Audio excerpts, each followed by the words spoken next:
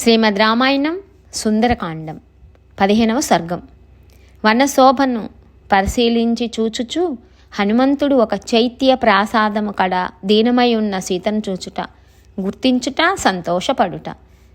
అశోక వృక్షముపై చేరి ఉన్న హనుమంతుడు సీతాదేవి దర్శనమునకై ఎదురు చూచుచు ఆ ప్రదేశమునంతయు పరికించుచు అశోకవనమును సాకల్యముగా కలయజూసెను. ఆ అశోకవనము లతా అలంకృతములైన కల్పవృక్షములతోడను ఇతర పాదపములతోడను శోభిల్లుచుండెను. ఆ వనమునందు ఎల్లెడలా దివ్య గంధ రసములు గుబాలించుచుండెను. అది అంతటను శోభలను వెలార్చుచుండెను. మృగములతో పక్షి గణములతో నిండి ఇంద్రుని నందనవన సదృశమై ఒప్పుచుండెను. అచ్చట హర్మ్యములు ప్రాసాదములు కిక్కిరిసి ఉండెను. కోకిలలు మధుర స్వరములతో వీణుల విందుగావించుచుండెను. అచటి దిగుడు బావులు సంపెంగలతో, కలువలతో, కమలములతో శోభిల్లుచుండెను. అక్కడక్కడ పలు విధములైన ఆసనములు, ఆస్తరణములు ఏర్పరచబడి ఉండెను. అచ్చట పెక్కు భూగృహములు దర్శనమిచ్చుచుండెను. అన్ని ఋతువుల యందును అచ్చటి వృక్షములు పుష్ప ఫల భరితములై విలసిల్లుచుండుటచే అది మిక్కిలి మనోహరమై ఉండెను. విరబోసిన అశోక వృక్షముల శోభలతో ఆ వనము ఉదయ సూర్యకాంతులను విరజిమ్ముచున్న దాని వలె ఒప్పుచుండెను. వందల కొలది పక్షులు పదే పదే చెట్లపై వచ్చి వ్రాలుచుండుట వలన ఆ కొమ్మలపై పక్షులు తప్ప ఆకులే లేవన్నట్లుండెను. ఆ పక్షులు పుష్పములను ముక్కుల గరుచుకొని ఎగిరిపోవుచుండగా అవి చిత్రములైన పువ్వులతో అలంకరింపబడినట్లుండెను. ఈ విధముగా పక్షులు చెట్లపై వ్రాలుచుండుటను, అచట నుండి ఎగిరిపోవుటను హనుమంతుడు చూచెను. ఆమూలాగ్రముగా వ్యాపించిన శోకవృక్షములు చూచువారి శోకములను హరించి వేయుచుండెను. తలకు మించిన పూల బరువులచే వంగి నేలను స్పృశించుచున్నట్లు ఉన్న గన్నేరు చెట్లతోనూ, బాగుగా విరబూసిన మోదుగు చెట్లతోనూ విరాజిల్లుచున్న ఆ అశోకవనమును అచటనున్న మారుతి కలయజూచెను. ఆ వన ప్రదేశమంతయును వృక్షముల శోభలచే తేజోమయమై ఒప్పుచుండెను. బాగుగా లావెక్కిన బోదెలు గల అసంఖ్యాకములైన పున్నాగ వృక్షములు, ఏడాకుల అరటి చెట్లు, సంపెంగలు, విరిగి చెట్లు పుష్ప భరితములై శోభిల్లుచుండెను. వేల కొలదిగా ఉన్న ఆ అశోక వృక్షములలో కొన్ని బంగారు వన్నెలతోడను, మరికొన్ని అగ్నికాంతులతోడను, ఇంకనూ కొన్ని నీల వర్ణములతోడను, కాటుక రంగులతోడను రాజిల్లుచుండెను. అది దివ్యమైన నందనోద్యానము వలెను, ఆశ్చర్యమును గొలుపు చైత్ర రథము కుబేరుని ఉద్యానవనములాగా ఆ రీతిన విలసిల్లుచుండెను. అంతేకాదు, ఆ వనము నందనోద్యానం చైత్ర రథముల కంటెను ఉత్కృష్టమై విలసిల్లుచుండెను. అది ఊహాతీతమై, దివ్యమై, మనోహరమై, బహువిధ శోభలకు నెలవై, నక్షత్రముల వలె మిలమిలలాడు పుష్పములతో తేజరిల్లుచు మరి ఒక ఆకాశము వలె అలరారుచుండెను. అసంఖ్యాకములైన పుష్పములనడి రత్నములతో కూడిన ఆ వనము లంక చుట్టూను గల 4 సముద్రములకు తోడుగా 5వ రత్నాకరము వలె రాజిల్లుచుండెను. అక్కడి వృక్షములు 6 ఋతువులలోనూ పుష్పించుచు కమ్మని సువాసనలను వెదజల్లుచుండెను. నానా విధములైన మృగముల శబ్దములతోనూ పక్షుల కూజితములతోడను అది మిక్కిలి రమ్యముగా నుండెను. సువాసనలతో కూడి బహువిధములైన పరిమళములను వెదజల్లుచు మనోహరమైన ఆ వనము సుగంధ భరితమై 2వ గంధమాదన పర్వతము వలె ఒప్పుచుండెను. ఆ అశోకవనమందు తానున్న ప్రదేశమునకు సమీపమున ఎత్తైన ఒక చైత్య ప్రాసాదమును ఆ వానరోత్తముడు గాంచెను. 1000 స్తంభములతో నిర్మితమైన ఆ ప్రాసాదము కైలాసము వలె ధవల కాంతుల నీనుచుండెను. పగడములు పొదిగిన సోపానములతో, మేలిమి బంగారు వేదికలతో ఆ ప్రాసాదము మనోజ్ఞములైన కాంతులను ప్రసరింపజేయచ్చు కన్నులకు మిర్మిట్లు గొల్పుచుండెను. ఇంకనూ అది నిర్మలమై, అత్యున్నతమై ఆకాశమును తాకుచున్నట్లుండెను. ఇంతలో హనుమంతుడు మలిన వస్త్రములను ధరించిన ఒక స్త్రీని చూచెను. ఆమె చుట్టూను రాక్షస స్త్రీలు చేరి ఉండిరి. ఆమె ఉపవాసములచే కృషించినదై శుక్లపక్ష ప్రారంభమునందలి నెలవంక వలె స్వచ్ఛముగా నుండెను. ఆ అమలాంగి దీనురాలై మాటి మాటికి నిట్టూర్పులు విడుచుచుండుటను అతడు గమనించెను. జాజ్వల్యమానంగా ప్రకాశించుచున్న అగ్ని జ్వాలను పొగ కప్పివేసినప్పుడు దాని కాంతి స్పష్టముగా గోచరింపదు. అట్లే మనోహర కాంతులు గల ఆమె రూప లావణ్య శోభలు హేతుబద్ధముగా ఆలోచించినప్పుడే గుర్తించుటకు సాధ్యమగును. ఆమె ఒకే ఒక పచ్చని పట్టు వస్త్రమును ధరించి ఉండెను. అది మలినమైనను ఉత్తమమైనది. ఆమె అలంకార రహితయై పద్మములు లేనట్టి బురదతో కూడిన సరస్సు వలె తోచుచుండెను.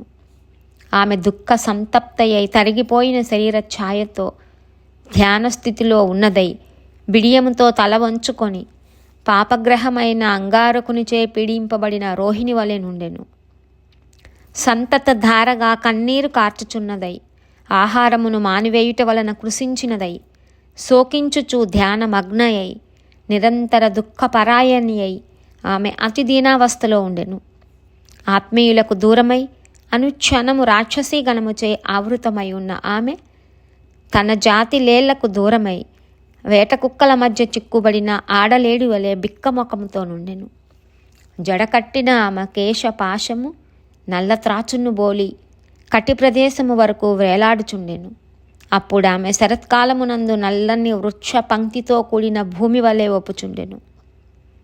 ఏమాత్రము కష్టములను ఎరుగనిదయు సర్వసుఖములను పొందుటకు యోగ్యురాలయును దుఃఖముల పాలైనదియు మలిన వస్త్రధారినియు మిక్కిలి కృషించినది అగు ఆ విశాలాక్షిని చూచి తాను అనుకొనిన కారణములను బట్టి కామరూపి అయిన ఆ రావణునిచే అపహరింపబడిన తీసుకొని రాబడిన ఆనాటి సీత ఈమెయే అని హనుమంతుడు భావింపసాగెను. ఋష్యమూక పర్వతము మీదుగా వెళ్ళుచున్నప్పటి అంగన రూపురేఖలే ఈమె యందు గోచరించుచున్నవి. ఈమె నిండు చంద్రుని బోలిన ముఖము కలది, చక్కని కనుబొమ్మలు కలది, సర్వాంగ సౌందర్యము కలది. ఈ దేవి తను శోభలచే అన్ని దిశల యందును అలముకొనిన చీకట్లను పారద్రోలుచున్నది. ఈ దేవి తను శోభలచే అన్ని దిశల యందును అలముకొనిన చీకట్లను పారద్రోలుచున్నది. ఈమె నల్లని కురులు, దొండపండు వంటి పెదవులు, చక్కని నడుము కలిగి సర్వాంగ సౌష్ఠవముతో విలసిల్లుచున్నది. తామర రేకుల వంటి కన్నులు కలిగి ఈమె మన్మథ సతి అయిన రతీదేవి వలె శోభిల్లుచున్నది.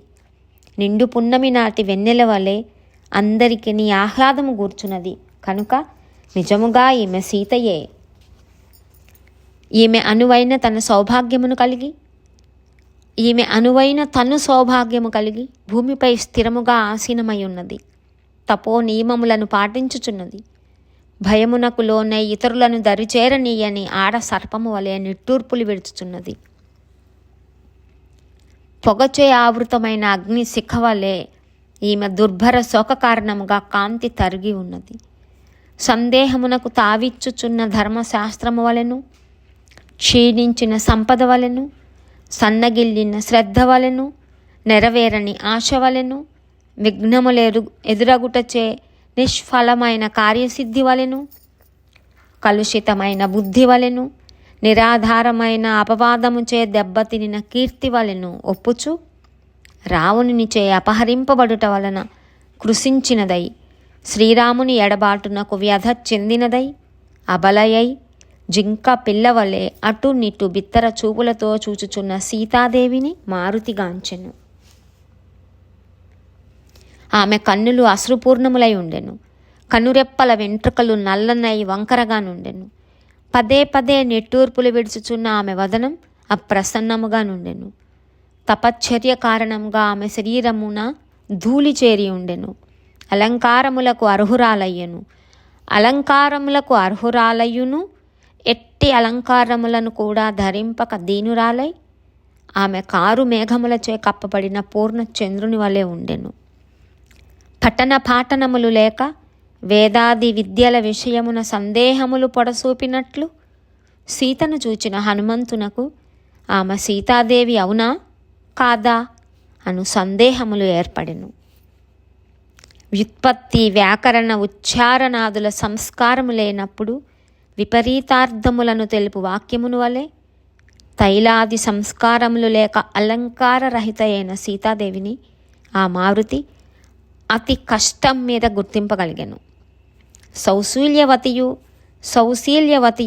జనకసుతయు విశాలాక్షియు అయిన ఆమెను బాగుగా పరిశీలనగా చూచి తాను గమనించిన లక్షణములను బట్టి హనుమంతుడు ఆమె సీతాదేవియే అని నిశ్చయించుకొనెను. జానకీదేవి ధరించడి ఆభరణములను గురించి శ్రీరాముడు హనుమంతునకు తెలిపి ఉండెను. అవి అన్నియును కొమ్మలకు వేలాడుచుండుటను అతడు గాంచెను. చక్కగా రూపొందింపబడిన కర్ణకుండలములు, బాగుగా అమరి ఉన్న స్వదంష్ట్రములు అను పేరు గల శ్రవణాభరణములు, మణులతో పగడములతో కూడి చిత్ర విచిత్రముగానున్న హస్తాభరణములు ఇచ్చటగలవు. చాలా కాలము ధరింపబడుటచే నల్లబడి ఉన్నవి. అట్లే శాఖలపై నుంచబడినవి కూడా నల్లబడినవి. ఇవియే నాడు శ్రీరాముడు వర్ణించిన ఆభరణములు అని నేను భావింతును. రావణుడు సీతాదేవిని అపహరించుకొని పోవునప్పుడు ఋష్యమూక పర్వతముపై ఆమె జార విడువగా పడిన ఆభరణములు ఇచ్చట కనిపించటలేదు. ఆమెచే జార విడువబడని ఆభరణములు ఇవియే, సందేహమే లేదు. ఆనాడు ఋష్యమూక పర్వతముపై జార విడువబడిన బంగారపు టంచుగల పచ్చని ఉత్తరీయము చెట్లకు తగులుకొని ఉండగా ఆ వస్త్రమును వానరులు చూచిరి. ఈమె చేతనే భూమిపై పడవేయబడిన గలగలలాడు శ్రేష్టములైన అతి ముఖ్యములైన భూషణములను కూడా ఆ వానరులు చూచిరి. చాలా కాలము నుండి ఈమె ధరించుచుండుటచే ఈ వస్త్రము మిక్కిలి మాసినట్లున్నది. కానీ దాని వన్నెలు చిన్నెళ్ళు ఏమాత్రం తరగలేదు. అక్కడ జార విడువబడిన వస్త్రము యొక్క శోభలు కూడా ఇట్లే ఉన్నవి. బంగారు వన్యతను గల ఈ సాధ్వి రామునికి అత్యంత ప్రేమపాత్ర అయిన సీతాదేవియే. శారీరకంగా ఈమె రామునకు దూరముగా ఉన్నను ఆయన మనస్సులో మాత్రం సుస్థిరముగానే ఉన్నది. ఆపత్కాలమునందు స్త్రీలను ఆవశ్యముగా ఆదుకొనవలెను. సీతను ఆపదలో రక్షింపలేకపోయేదని కదా అని కనికరము, తనను ఆశ్రయించిన వారిని రక్షించు స్వభావము కలవాడు రాముడు. కావున దయ, భార్య దూరమైనందుకు శోకము, తనకు ప్రియురాలైన సీత ఎడబాటునకు విరహము, సీతా నిమిత్తముగా పై 4 లోనై శ్రీరాముడు పరితపించుచున్నాడు. అంగ ప్రత్యంగ సౌష్ఠవములచే అతిలోక సుందరి సీతాదేవి, అందచందములకు కుదురైన శ్రీరాముడు పురుషమోహనాకారుడు. అన్ని విధములుగా వీరు ఒకరికొకరు తగినవారు. కావున ఈ తన్వి శ్రీరామునకు తగిన భార్య. శ్రీరాముని మనస్సునందంతటను సీతాకృతియే నిండి ఉన్నది. సీతాదేవి మనస్సునందు కూడా శ్రీరాముని రూపమే పరిపూర్ణమై ఉన్నది. కావున ధర్మాత్ములైన వారిరువురును జీవించి ఉండగలుగుతున్నారు. లేనిచో ఆ ఉభయులను క్షణకాలమైనను జీవించి ఉండజాలరు. మహాసాధ్వి అయిన సీతాదేవికి దూరమై కూడా శ్రీరామచంద్రుడు తన ప్రాణములను నిలుపుకొని దుష్కర కార్యమును చేయుచున్నాడు. ఇట్టి దుఃఖస్థితిలో ఆయన స్థైర్యములను కలిగి ఉండుట ప్రశంసావహం. నిండు జవ్వని అయిన ఈ సీతాదేవిని విడిచి క్షణకాలమైనను ఉండజాలని శ్రీరాముడు ఇంతవరకును జీవించి ఉండుట నిజముగా అశక్యమైన కార్యమే. ఈ విధముగా సీతను చూచి మారుతి ఎంతయూ సంతోషించెను. అప్పుడతడు శ్రీరామచంద్రుని స్మరించి ఆ ప్రభువును మిక్కిలి కొనియాడెను. ఇంతటి ఉత్తమ సాధ్వి అయిన భార్య కొరకై పరితపించుట శ్రీరామునకు ఉచితమే. ఇంతటి సౌశల్యవతిని భార్యగా పొందుటకు ఆయనయే యోగ్యుడు. ఇత్యార్షే శ్రీమద్ రామాయణే వాల్మీకియే ఆదికావ్యే సుందరకాండే 15 సర్గః. వాల్మీకి మహర్షి విరచితమై ఆది కావ్యమైన శ్రీమద్ రామాయణమునందలి సుందరకాండమునందు 15వ సర్గము సమాప్తం.